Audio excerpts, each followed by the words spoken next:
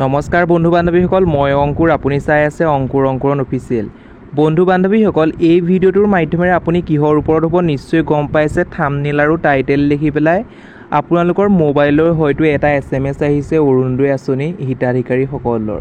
বন্ধু বান্ধৱীসকল, বহুতো বন্ধু বান্ধৱী প্ৰায়ে আঁচনিৰ বা হিতাধিকাৰীসকলে কমেণ্টৰ জৰিয়তে বিভিন্ন ধৰণৰ কমেণ্ট কৰি আছিল।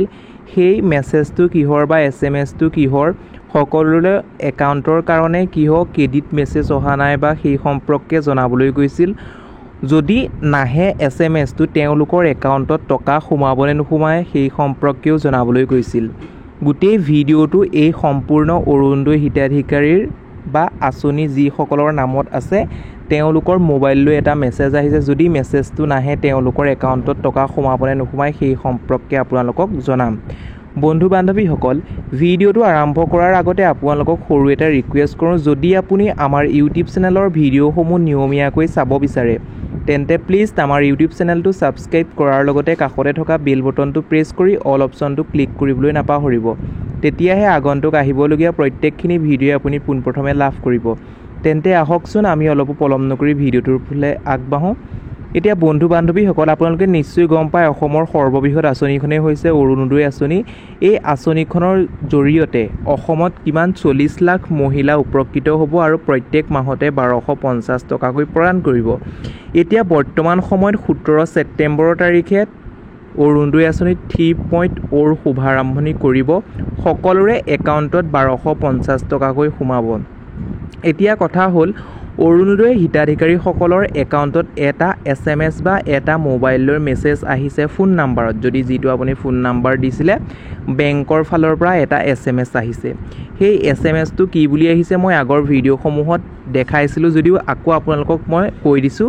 ডিয়েৰ কাষ্টমাৰ তেনেকৈ কৈছে 1 rupees ক্ৰেডিট মানে, আৰু একাউণ্ট নাম্বাৰটো দি দিছে, এটকা আপোনালোকৰ একাউণ্টত সোমাইছে। তাৰপিছত লেখা আছে তলত দিছপুৰ ট্ৰেজাৰী অফিচৰ পৰা, মানে আছাম দিছপুৰৰ যিটো ট্ৰেজাৰী অফিচ আছে গুৱাহাটীৰ, তাৰ পৰা এটকাটো যিসকল অৰুণোদয় আঁচনি হিতাধিকাৰী হয় তেওঁলোকৰ একাউণ্টত সোমাইছে। আৰু আপোনালোকক মই কৈ দিওঁ, প্ৰত্যেক ডিষ্ট্ৰিক্টতে কিন্তু বেলেগ বেলেগ তাৰিখৰ পৰা সোমাইছে। হয়তো কিছুমানৰ আগষ্টৰ 28 তাৰিখো হ'ব পাৰে, 29 তাৰিখো হ'ব পাৰে, 30 তাৰিখো হ'ব পাৰে।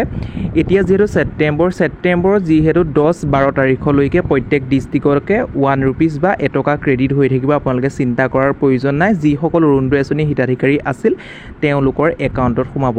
এতিয়া কথা হ'ল, যদি আপোনাৰ একাউণ্টত সোমাইছে নে নাই সোমোৱা কেনেকৈ গম পাব?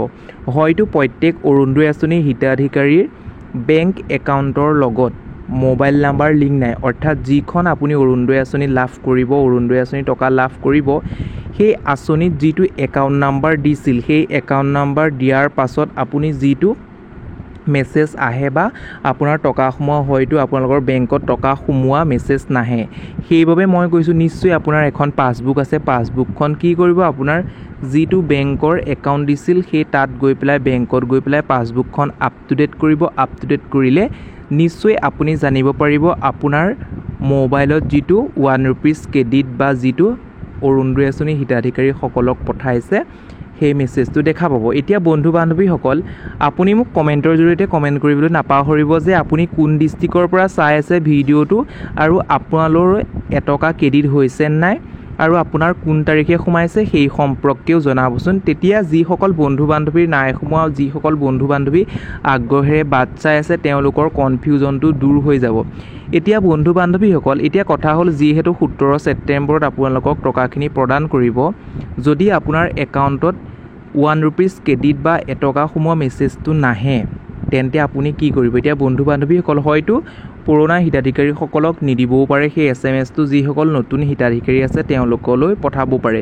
এতিয়া বন্ধু বান্ধৱীসকল, মই জনামতে যিসকল নতুন পুৰণা সকলো হিতাধিকাৰীলৈকে যিটো 1 rupees ক্ৰেডিট মেছেজ আহিছে প্ৰত্যেক হিতাধিকাৰীলৈকে গৈছে। এতিয়া শুনক, প্ৰত্যেক ডিষ্ট্ৰিক্টতে বেলেগ বেলেগ তাৰিখত যাব পাৰে মেছেজটো, আপোনালোকে চিন্তা নকৰিব। যদি আপোনাৰ লিষ্টত নাম আছে আপুনি নিশ্চয় লাভ কৰিব। আৰু আপোনাৰ লিষ্টত নাম আছে যদি আপুনি এতিয়াও যদি ফৰ্ম পোৱা নাই মুখ্যমন্ত্ৰী সুলভ ইন্ধন আঁচনিৰ, নিশ্চয় প্ৰপত্ৰ লাভ কৰিব। আৰু যদি মুখ্যমন্ত্ৰীৰ চিঠি লাভ কৰা নাই নিশ্চয় লাভ কৰিব। আপুনি চিন্তা কৰাৰ কোনো প্ৰয়োজন নাই। আপোনাৰ যিটো প্ৰাপ্যৰ বস্তু আপুনি নিশ্চয় পাবলৈ সক্ষম হ'ব। বন্ধু বান্ধৱীসকল নিশ্চয় গম পাইছে আপোনাৰ কনফিউজনখিনি দূৰ হৈছে বুলি মই ভাবিছোঁ।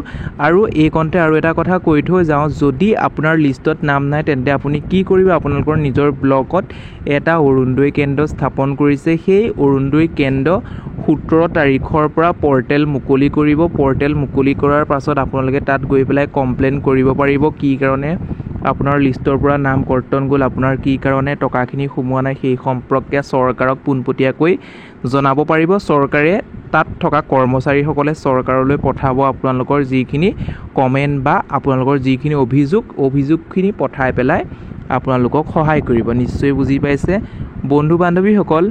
এই ভিডিঅ'টোৰ মাধ্যমেৰে সৰু কিছুমান ইনফৰমেশ্যন দিবৰ বাবে যত্ন কৰিছোঁ। যদি আপুনি আমাৰ ভিডিঅ'টো ভাল পাইছে তেন্তে প্লিজ এটা লাইক কৰি দিব, আৰু এতিয়াও যদি আমাৰ ইউটিউব চেনেলটো ছাবস্ক্ৰাইব কৰা নাই ছাবস্ক্ৰাইব কৰি ৰাখক, তেতিয়াহে আমাৰ ইউটিউব চেনেলৰ নতুন ভিডিঅ'সমূহ আপুনি নিয়মীয়াকৈ লাভ কৰিবলৈ সক্ষম হ'ব। এতিয়া বন্ধু বান্ধৱীসকল, আজিলৈ ভিডিঅ'টো ইমানেই। আকৌ পুনৰ নতুন এটা ভিডিঅ'ত লগ পোৱাৰ আশাৰে ধন্যবাদ।